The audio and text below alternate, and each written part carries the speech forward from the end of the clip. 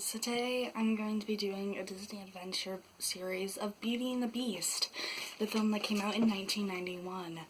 I really enjoyed this movie. I don't think I've met anyone who hasn't enjoyed this movie. It's a classic. I like the animation, I like the characters, I like the songs. Just overall, it's great. It's also great on the stage. I've seen this movie performed before, twice. I've seen it performed twice. Once, Hope, who has been on this channel before, she was in the show and played Silly Girl number 3, so I went to go see her in it, and one time I just went to go see it because I wanted to see it, but it's really good. I really enjoy it. The live action remake is okay. I don't hate it as much as everyone else does, but I also don't think it's very good, but that's a whole nother story.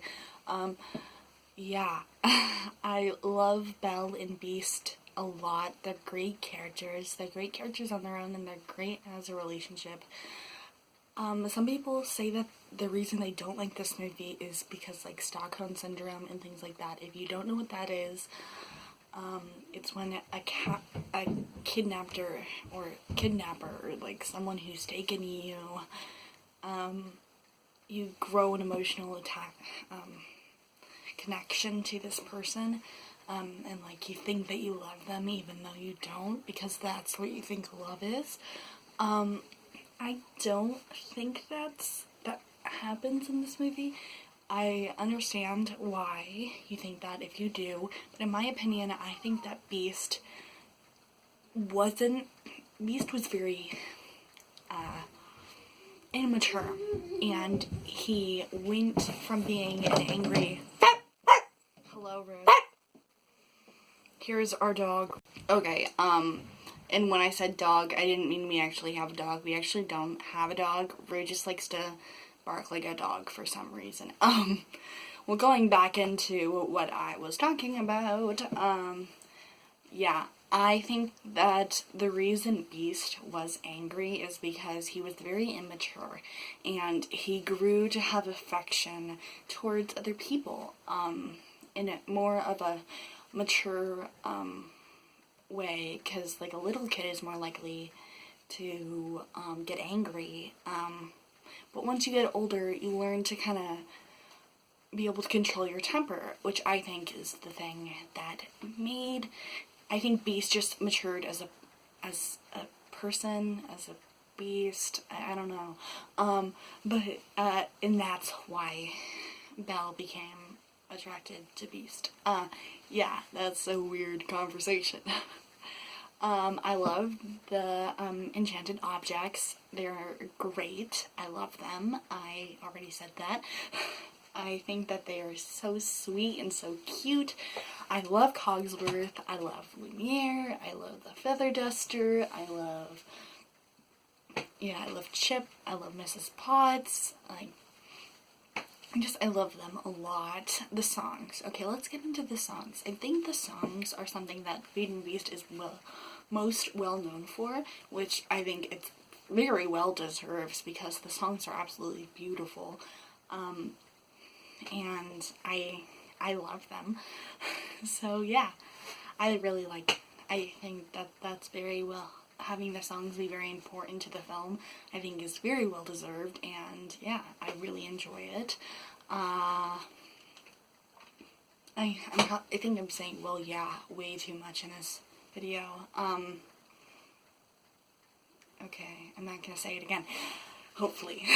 Let's go into animation. I love the animation. I think it's absolutely beautiful animation, and it's shown in such a beautiful 2D way that I think it makes it even better.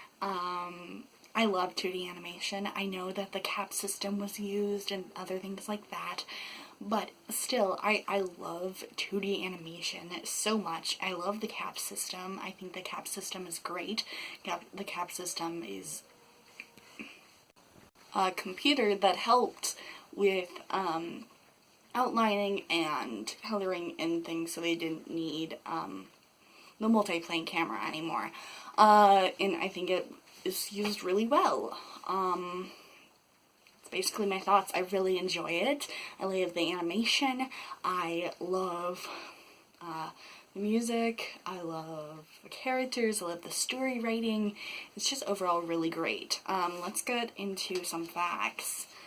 Walt wanted to make this film in the 1930s and tried again in the 1950s, but they couldn't figure out how to adapt the book, so it was shelved until the 80s. They changed directors because they wanted a darker tone, and originally it wasn't even going to be a musical. Because of this, lots of the film was scrapped.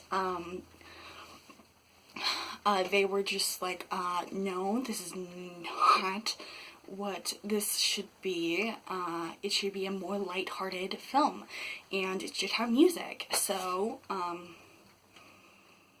they brought in Howard Ashman, and I'll talk more about Howard Ashman in a little bit. Herc Wise and Gary Tisdale were the directors, but they hadn't directed anything other than Cranium Command. I won't go way into depth with Cranium Command, but if you don't know what Cranium Command is a thing that I love. And I know a lot of history about it, so I could just make a whole entire video about it. I probably will because I love it so much. Cranium Command was a kind of show type thing for Epcot, and it was a short, and then there was an animatronic called Buzzy, and Buzzy was in charge of a boy's cranium, and it was showing the thoughts of the boy, and yeah, it's basically Inside Out. And if you're like, well, did they just copy Inside Out, or didn't Inside Out just copy it?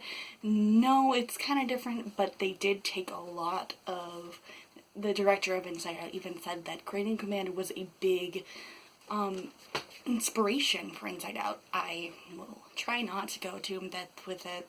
Sadly, Buzzy was stolen. They have not found him. They have found some of his clothes and stuff, but I'm not going to go into in depth with it because I could talk about this all day long, and if you know me, you probably have heard about Buzzy and Cranium Command before. Okay. In the book, Beauty, who is Belle, has sisters who are mean, and the dad, who is Maurice, goes and has a business opportunity, like he does in the movie, and gets captured from the Beast. Well, the dad basically says, well, I have 3 daughters, and the Beast said, oh, okay, well, I will let you go if you bring me one of your daughters. Of course, Beauty is the one who comes. Beauty is very kind, and, yeah, like the film, and, she is very kind, and in this one, Beast is very, very kind, and even wants to marry her, and asks her to marry him every single day. He asks her to marry her. I hope I use the right pronouns, because, there's a lot in that sentence.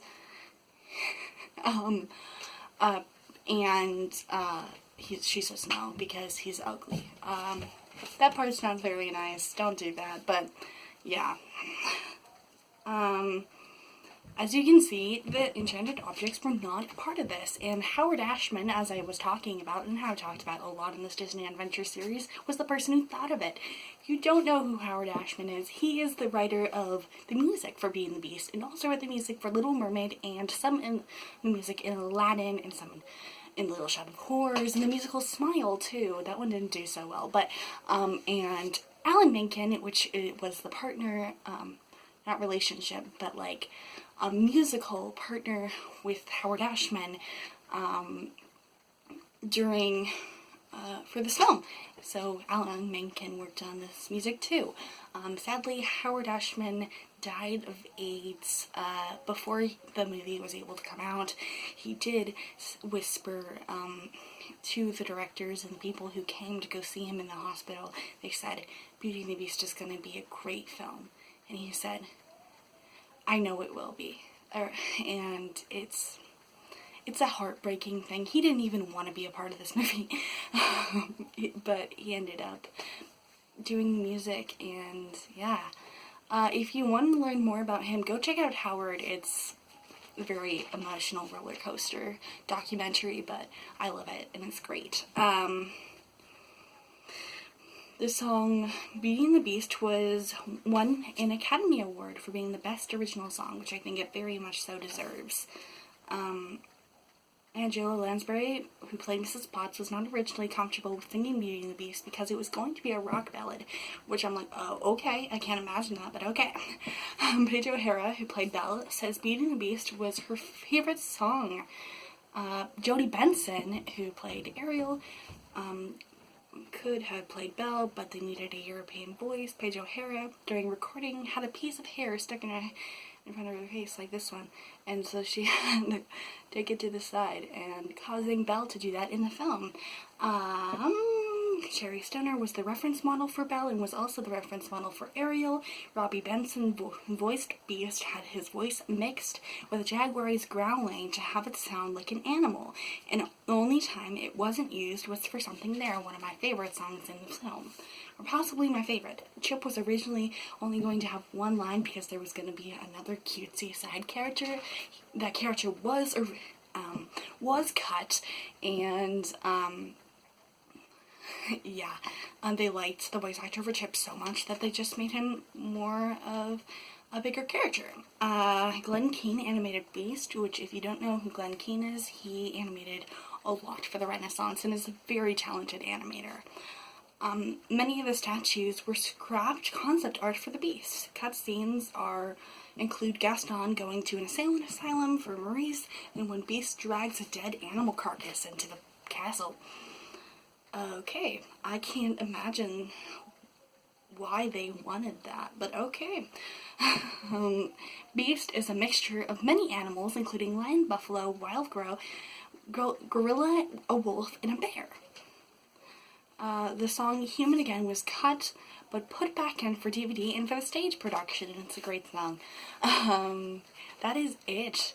I hope you guys enjoyed this video. I haven't made one of these videos in a long time. It's been insanely busy here. So I'm very sorry about that, but I'll try to be pushing out more of these lately. Yeah, have a great day and stay safe. Bye!